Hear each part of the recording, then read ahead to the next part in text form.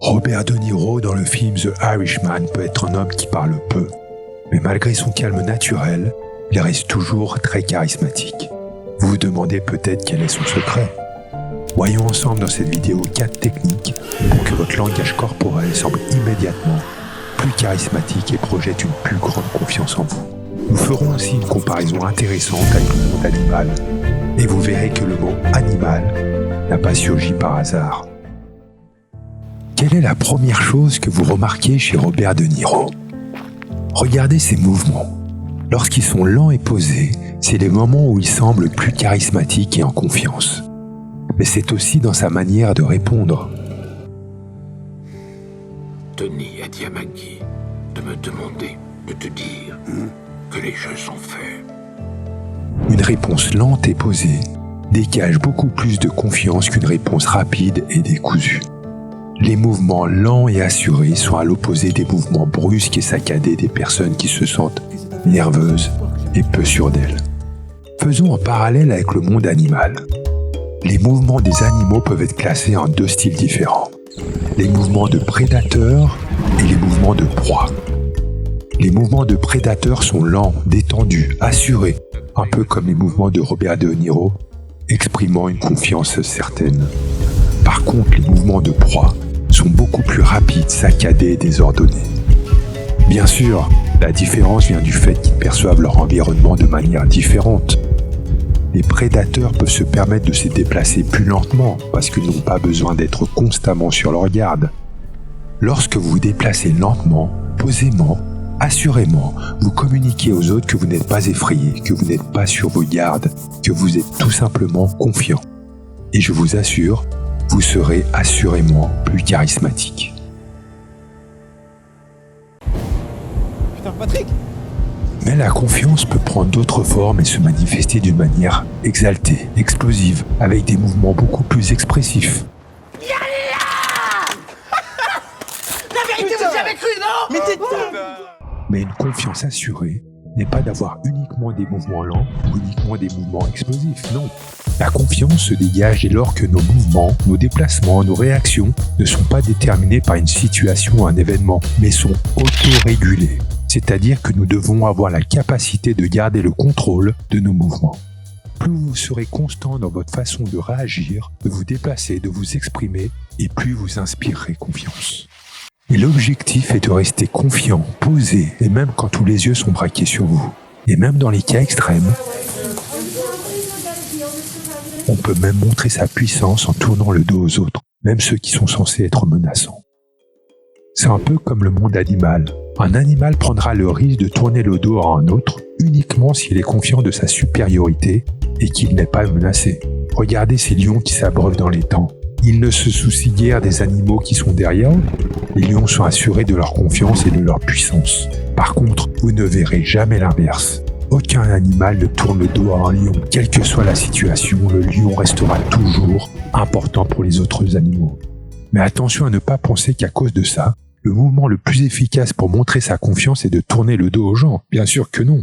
Dans notre société, ce n'est pas conseillé. En fait, pour paraître charismatique et être apprécié des autres, vous devriez faire tout l'inverse. Par exemple, lorsqu'une personne rentre dans la pièce où vous vous trouvez, vous pourriez le regarder et le saluer de la tête. Mais mieux encore, c'est d'être chaleureux et de lui serrer la main d'une manière sincère. Sans exagérer, bien sûr. Bienvenue. Ça va, vous êtes ici chez vous. N'oubliez jamais que votre corps parle à votre insu.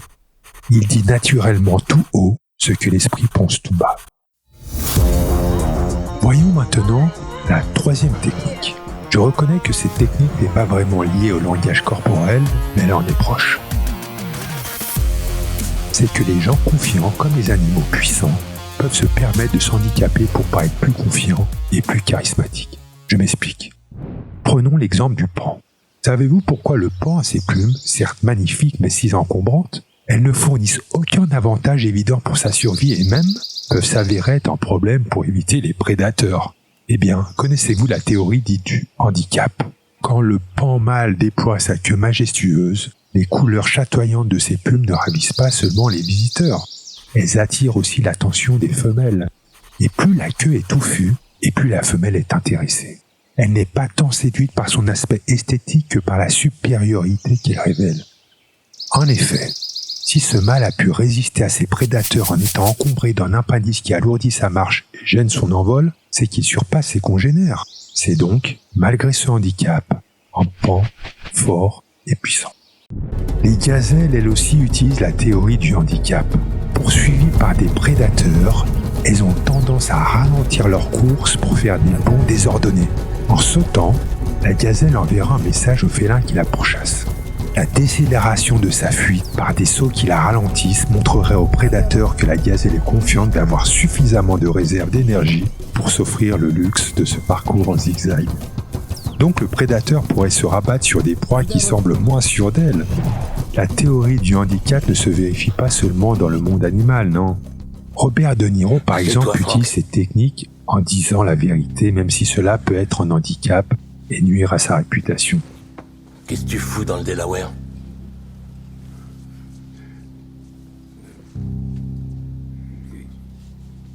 Je venais faire exploser une blanchisserie.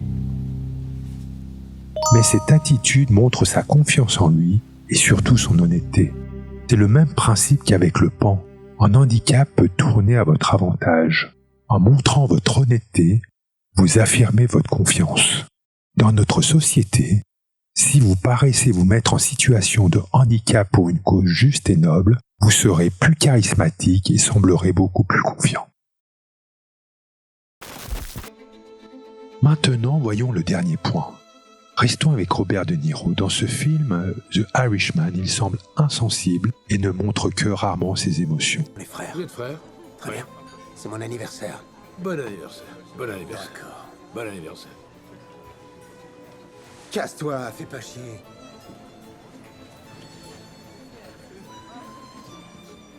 Il garde son calme en toutes circonstances.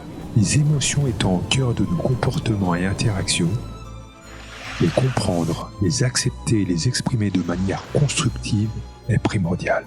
Développer son intelligence émotionnelle est sans aucun doute garant d'une plus grande confiance en soi. Nos modes de vie nous confrontent chaque jour à des situations de stress, de tension, de frustration de toutes sortes. Une personne qui perd le contrôle de ses émotions semble plus vulnérable et beaucoup moins sûre d'elle. Alors que la personne qui est résiliente et garde son calme même dans les situations les plus extrêmes fera toujours preuve d'une très grande confiance en soi et dégagera assurément un plus grand charisme. Mais quelle est la meilleure façon de parvenir à maîtriser ces émotions si difficiles à avoir ? Eh bien, une des techniques qui a prouvé son efficacité à maintes reprises est d'identifier ces déclencheurs, ces événements, ces situations, ces personnes, ces mots qui vont vous faire perdre le contrôle de vos émotions.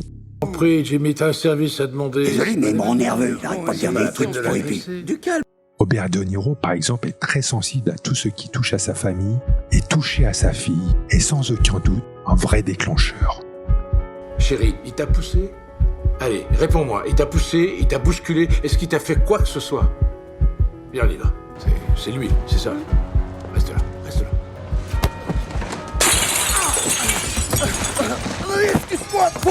Certains vont même à noter les déclencheurs qu'ils ont identifiés dans un calepin, ce qui permet non seulement de les identifier, mais de les ancrer dans sa mémoire et surtout de les reconnaître et les accepter lorsque vous êtes en situation de perdre le contrôle de vos émotions. Si vous pensez que ces conseils vous permettront de paraître plus confiant et plus charismatique, n'hésitez pas à liker la vidéo et n'oubliez pas de vous abonner à la chaîne pour ne pas manquer les prochains épisodes. À très bientôt.